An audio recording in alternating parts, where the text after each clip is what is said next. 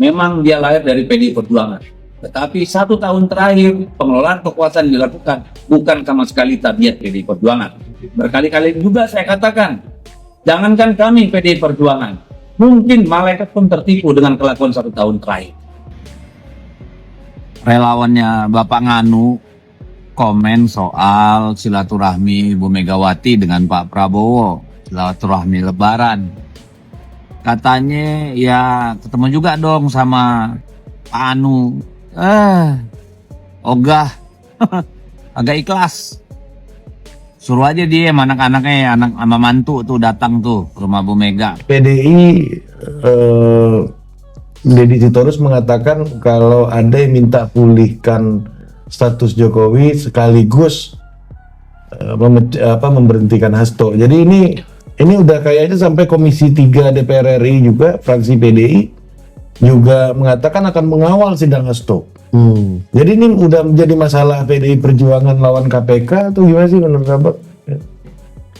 Komisi 3 mungkin itu fraksi PDIP ya. Iya, ini fraksi PDI, memang fraksi PDI. Ya haruslah. Yang ada di Komisi 3. Ya kalau fraksi PDI ngomong gitu ya harus, gimana ngomong apa lagi?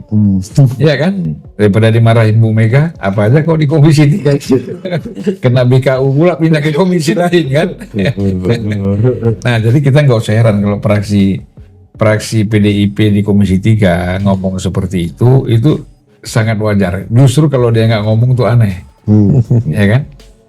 Dan ini kan semuanya berlomba-lomba mau kongres ini PDIP, berlomba-lomba semuanya ulo lagi balik teori. Iya balik teori ulo lagi. Jangan sampai nggak masuk ke pengurusan nanti setelah kongres ya kan? Iya. Gitu. Walaupun bagian-bagian divisi-divisi di bawah nggak apa-apa, tapi kan kalau rapat ketemu ibu kan. Setermuka ini. Jadi kita nggak usah heran lah. Terus yang adian tadi apa? Deddy Sitorus. Deddy Sitorus Bilang ada yang ingin memulihkan KTA-nya Jokowi, sementara Hasto dipecat gitu. Gini, kalau Deddy Sitorus ini kan menghayal. Hayalannya tuh terlalu jauh. Bahkan kadang-kadang nggak ada yang bisa dihayalkan lagi, keluarnya aneh-aneh. Siapa pula yang memulihkan KTA-nya Pak Jokowi untuk PDIP kan? Jokowi udah ngomong tentang partai perorangan. Super TBK. Super TBK. Itu kan sudah di atas itu dia bicara. Kok balik ke KTA lagi? Kan ini orang-orang ini hayal. Ya kan? Nah kita susah kalau kita menafsirkan orang-orang yang hayal. Ya itu tafsirnya menurut Abang. Ya menghayal. Iya. Bilang apa? Ya kan? Iya. Jadi bagi Jokowi apa gunanya harus dipulihkan KTA itu? Dia nggak ada gunanya, ya kan? Tapi apa hebatnya Hasto sih Bang sampai membuat PDI masalah hukum yang menimpa dirinya itu menjadi masalah institusi dan kemudian itu menjadi alat bargain untuk berhadapan secara politik. Nggak pertama kali pimpinan Satu alat bargain bahwa dulu masuk. Enggak. P3 masuk. Gini, kasus Hasto dijadikan alat bargain itu salah. Dan itu nggak ada yang mau bargain. Yang mau bargain ini Deddy Sitorus, geng-gengnya si Hasto aja, supaya ini jangan hilang isunya. Adian, ya kan? Yang lain-lain diam aja nggak masalah. Geng siapa tuh Bang? Ya kan itu Hasto itu kan punya faksinya itu kan Adian, Deddy Sitorus. Yang diam tadi? Yang diam tadi kan geng Puan. Iya kan? Selain itulah. Hah? Selain geng itu. Iya, selain dua orang ini aja, Deddy Sitorus sama Adian. Yang lain-lain juga ada. Ada banyak, ada Roni, ada Guntur, Guntur sama Roni kan baru, ini pemain baru di PDIP. Masih belum kering lagi tanda tangan Mega di anggotanya. Jadi ngapain kita bahas orang-orang kayak gitu kan? Yang kita bahas kan yang sudah kita anggap sebagai tokoh betul ya Adian sama si Deddy.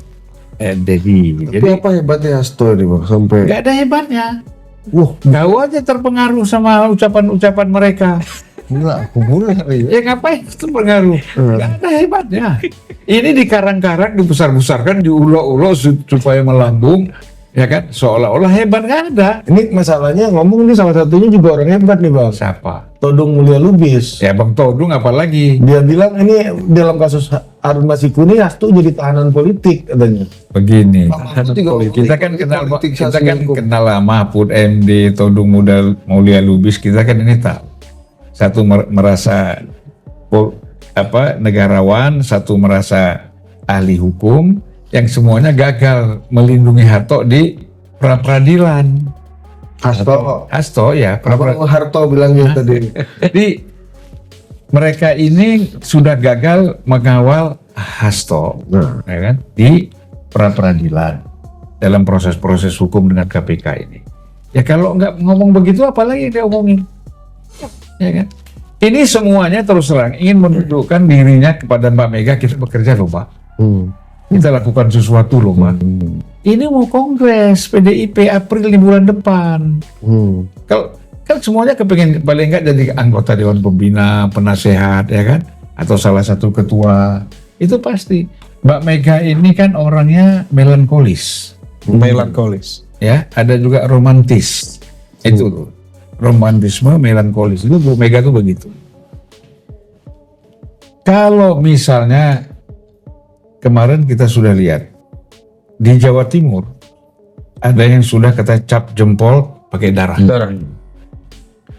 Itu berarti Mbak Mega sudah terprovok kira-kira 70% untuk tetap ingin menjadi ketua umum. Karena kan mereka itu kan tujuannya, mereka cap darah itu supaya Mega tetap ketua umum. Karena diisukan seolah-olah Jokowi mau masuk, ya kan? Untuk ngelawan Jokowi kita jempol darah. Itu Mbak Mega 70%. Kalau nanti Bali, ya, plus Jawa Tengah juga melakukan cap jempol darah, dia 1000% itu all out, dia ketua umum lagi. Itu Mbak Mega seperti 2 titik gitu ya. karena itu tadi, karena kan dia tidak mempertimbangkan usia dia, ya kan, situasi politik atau apa, enggak, tapi romantisme, melankolik, bagaimana, ya kan? Nah, jadi oleh karena itu menjadi pegangan dia. Nah, jadi yang lain-lain manuver-manuver tuh silakan aja. Menurut saya kalau sekjen dalam partai itu kan kalau normal itu urgent. Kalau situasinya seperti Hasto sekarang, dia di dalam penjara, posisi dia orangnya itu tidak terlalu urgent, ya kan? Karena sekjen itu bisa ditangani oleh siapa saja, gitu. Toh kalau kita lihat orang seperti Hasto di sekjen, ini kan dia yang penting bagaimana melayani ibu aja. Organisasi itu otomatis saja jalan, tanpa Hasto tuh jalan. Udah ada sistemnya semua. Sudah ada sistemnya semua, ya kan?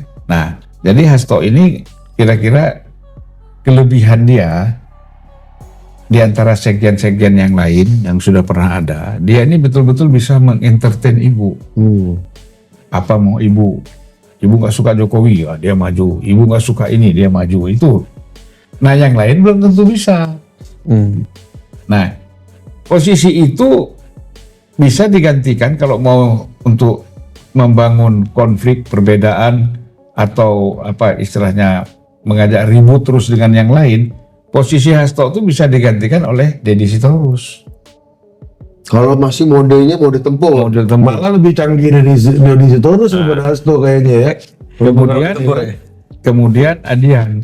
Tapi chemistry-nya nggak ketemu sama ibu.